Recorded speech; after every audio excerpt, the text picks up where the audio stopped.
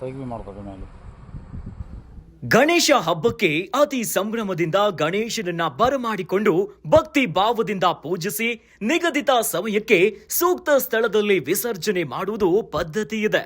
ಆದರೆ ಚಿಕ್ಕೋಡಿ ತಾಲೂಕಿನ ಸದಲಗ ಪಟ್ಟಣದಲ್ಲಿ ಪ್ರತಿಷ್ಠಾಪನೆ ಮಾಡಿದ್ದ ಗಣೇಶ ಮೂರ್ತಿಯನ್ನ ವಿಸರ್ಜನೆ ಮಾಡಿದ್ದು ಹಿಂದೂ ಕಾರ್ಯಕರ್ತರ ಕೆಂಗಣ್ಣಿಗೆ ಗುರಿಯಾಗಿದ್ದಾರೆ.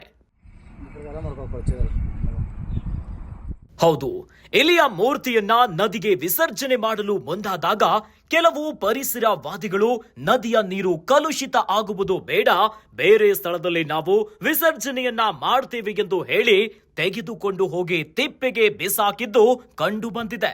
ಇದನ್ನ ಗಮನಿಸಿದ ಸ್ಥಳೀಯರು ಆ ದೃಶ್ಯವನ್ನ ಮೊಬೈಲ್ನಲ್ಲಿ ಸೆರೆ ಹಿಡಿದಿದ್ದು ಈಗ ವಿಡಿಯೋ ಎಲ್ಲೆಡೆ ವೈರಲ್ ಆಗಿದೆ.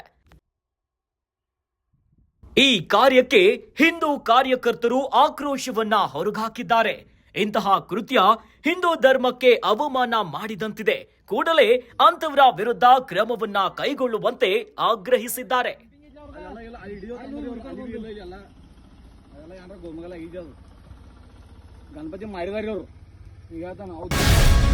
ಗ್ಯಾರಂಟಿ ನ್ಯೂಸ್, ಸುದ್ದಿ ಖಚಿತ, ನ್ಯಾಯ ನಿಶ್ಚಿತ.